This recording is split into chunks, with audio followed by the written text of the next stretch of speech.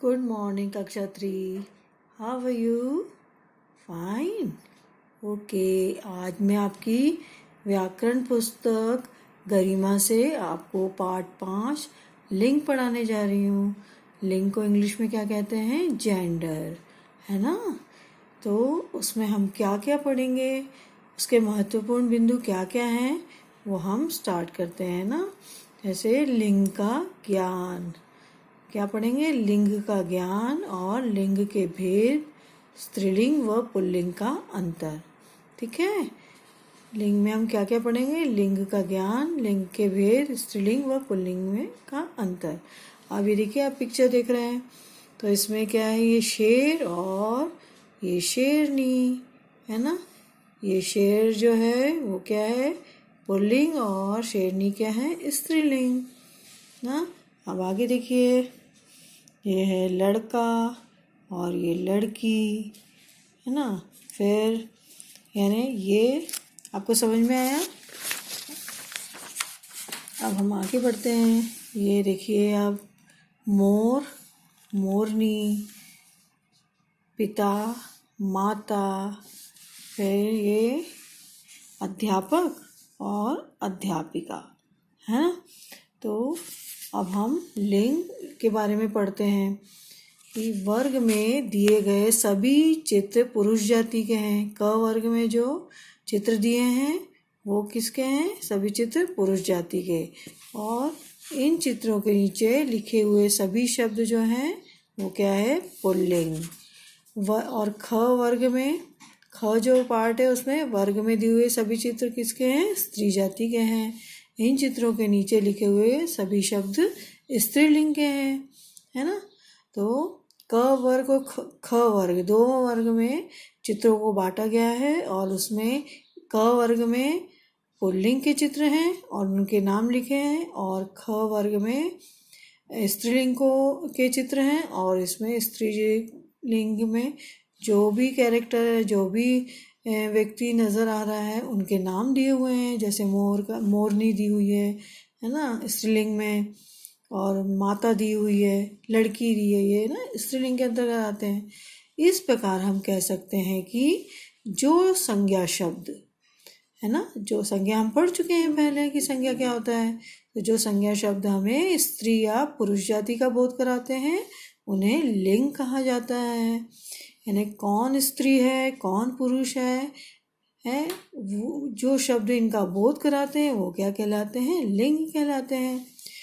लिंग के दो रूप होते हैं। कौन से दो रूप होते हैं? पुल्लिंग और स्त्रीलिंग। अब पुल्लिंग के अंतर्गत क्या आता है? पुल्लिंग में आता है जिस शब्द से पुरुष जाति का बोध होता है उन्हें पुल्लिंग कहते हैं। जैसे नाना, शेर, लड़का, नौकर, माली आदि।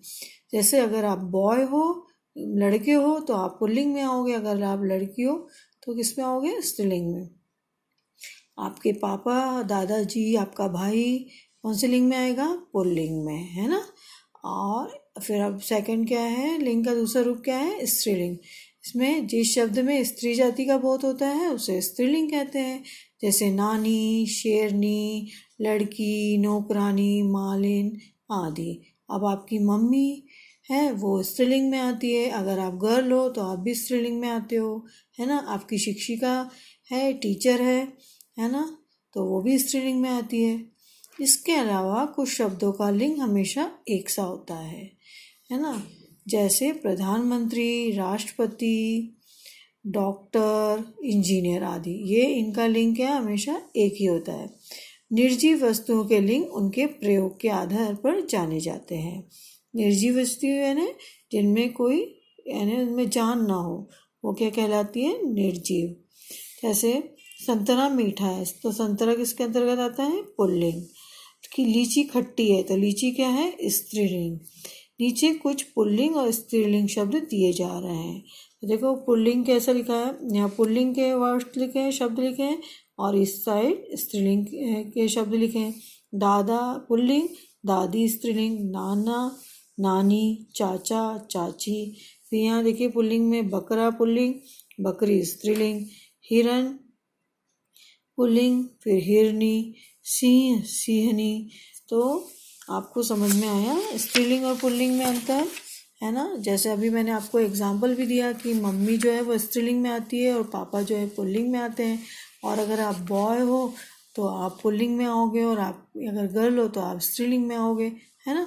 अब जैसे देखो बहुत सारे एग्जाम्पल दिए हैं इसमें, मामा, मामी, राजा, रानी, बालक, बालिका, पिता, माता, भाई, बहन, लेखक, लेखिका, है ना, नौकर, नौकरानी, धोबी, धोबिन, माली, मालिन, अध्यापक, अध्यापिका, पति, पत्नी।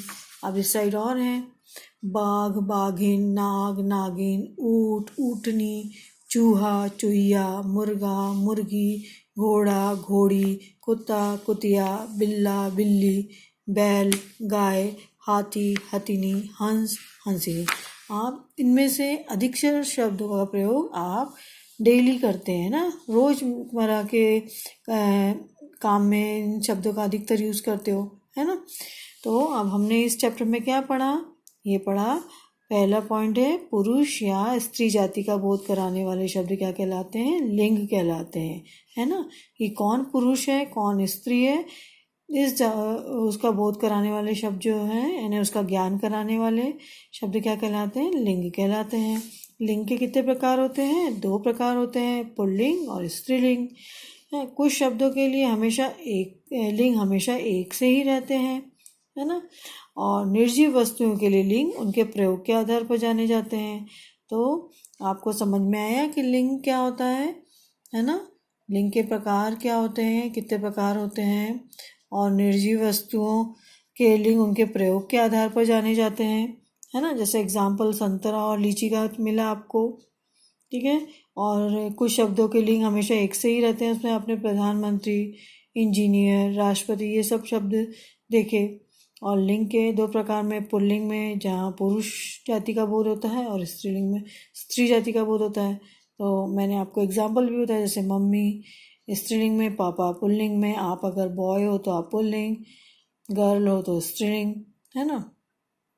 बाकी आपको इतने सारे एग्जाम्पल इसमें स्त्रीलिंग और पुल्लिंग के मिल रहे हैं। तो चलिए, आशा है आपको लिंग समझ में आया होगा। हम नेक्स्ट क्लास में मिलते हैं। Okay, bye.